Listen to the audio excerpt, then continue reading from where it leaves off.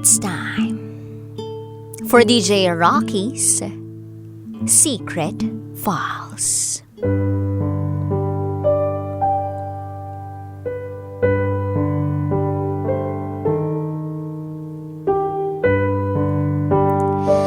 Siya ang unang nakipaghiwalay dahil nakokonsensya na raw siya sa mommy niya. Itago niyo ako sa pangalang Edge. And this is my secret file. Sabi ng barkada, perfect couple na raw sana kami. Masaya kami. Sobra. Sabi nga namin, sobrang swerte namin sa isa't isa. Sobra naming mahal ang isa't isa. Yung tipong naiisip namin na wala talagang makakapigil sa kung anong meron kami. Sweet siya, mapagbigay, at handang makinig sa lahat ng kadramahan ko sa buhay. Pareho kami ng year level pero nasa magkaibang school. Mas okay nga yun kasi mas may thrill. Sabi nung tropa ko nga, parehas lang kami. Hindi naman sa pagmamayabang pero maraming nagkakagusto sa akin. Lalo na sa kanya, mapababae man o lalaki. Approachable kasi siya. Sobrang opposite kami. Magaling siyang sumayaw, ako naman kumanta. Magaling yun sa math. At ayun ang pinakaayaw ko. Magaling ako sa science. At ayun naman yung pinakaayaw niya. Rich kid yun. Poor kid ako. Maporma yun. Ako hindi.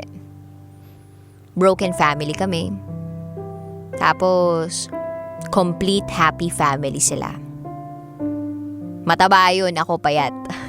Pandak siya, tas ako matangkad. Napakasela nun. Ayaw ng prutas, ayaw rin ng gulay.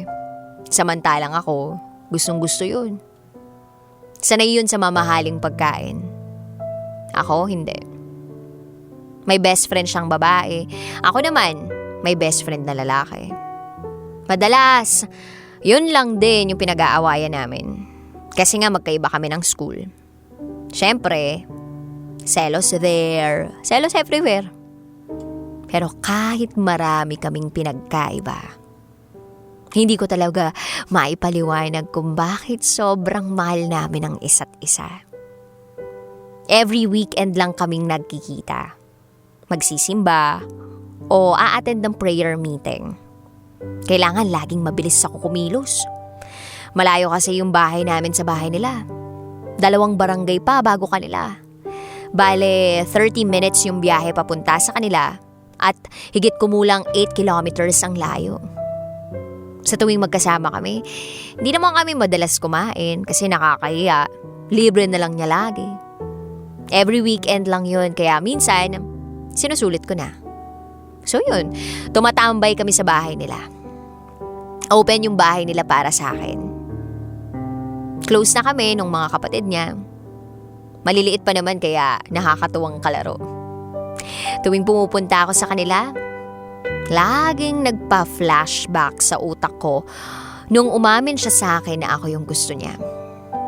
Nung una, hindi ko inakalang magkakagustuhan kami noon. Kasi, ate yung turing ko sa kanya. Pero kasabay ng pagkahulog niya ay nahulog na rin ako. Perfect couple na nga. Sana. Kaso may problema.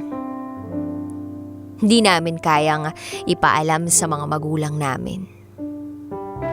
Okay na sana lahat Almost 1 year na kami nang ma-realize namin na hindi pala talaga tama.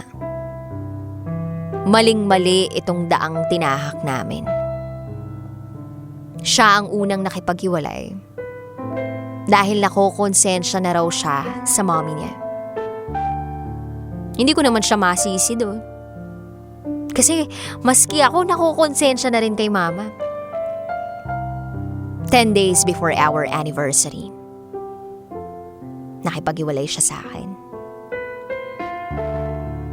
Masakit. Sobra. Dahil ang dahilan niya, alam na ng mommy niya. Tinext ko si tita. Nag-sorry ako. Kasi syempre nakakahiya, no? Ilang buwan din na itinago namin yun. Nagulat si tita kasi para saan daw yung sorry ko. Ayun pala. Hindi pa pala talaga alam ni tita. Sobrang sakit, no? Kasi niloko na naman niya ako. So ako na ang nagpaliwanag. Hindi ko maisip yung tamang salitang dapat kong gamitin. Siyempre, nanay niya yun eh. Pero in the end, sabi ni tita, okay lang daw. Pwedeng naging confused lang daw ang anak niya kaya nangyari yun. Kakausapin na lang daw niya. At dahil doon, mas naisip ko na malabo nang maging kami. Uli.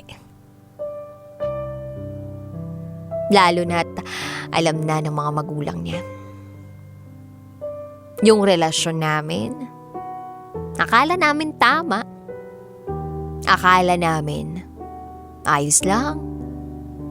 Akala namin okay na okay kasi malapit kami sa Diyos. Nagsisimba kami palagi at ipinagdarasal ang isa't isa. Akala namin dahil malapit kami sa Kanya, pagbibigyan niya kami. At walang ibang makahahadlang sa relasyon namin. Kaso, hindi talaga raw pwede. Sabi ko kanina, sobrang opposite kami, no? Nakalimutan ko. Marami rin pala kaming pagkakatulad. At yung pagkakatulad namin yun, ang naging hadlang sa pag-iibigan namin. Parehas kaming maputi. Parehas kaming mahaba ang buhok. Parehas kami ng isinusuot na uniforme. Iba lang yung kulay. Parehas kaming nakapalda pagpapasok. Parehas kaming naka-bra panty. Parehas kaming may bisita buwan-buwan. In short, parehas kaming babae. Perfect couple na sana, you know? Kaso wala eh. Ipinanganak kaming babae. At ito yung katotohanan ng sobrang sakit na halos ikamatay ng puso ko. Ako si Eje. At ito ang aking secret file. Always your number one. SM Radio Station. Love Radio. Hello, Kabisyo! Uy, gusto mo pa ba ng mas marami pang Secret File episodes? Ang gagawin mo lang, mag-subscribe ka na sa aming YouTube channel. It's Love Radio Manila. At pindutin mo na or i-click mo na ang notification bell para updated ka na sa aming mga latest video. Raketera po mula sa 90.7 Love Radio. Mwah!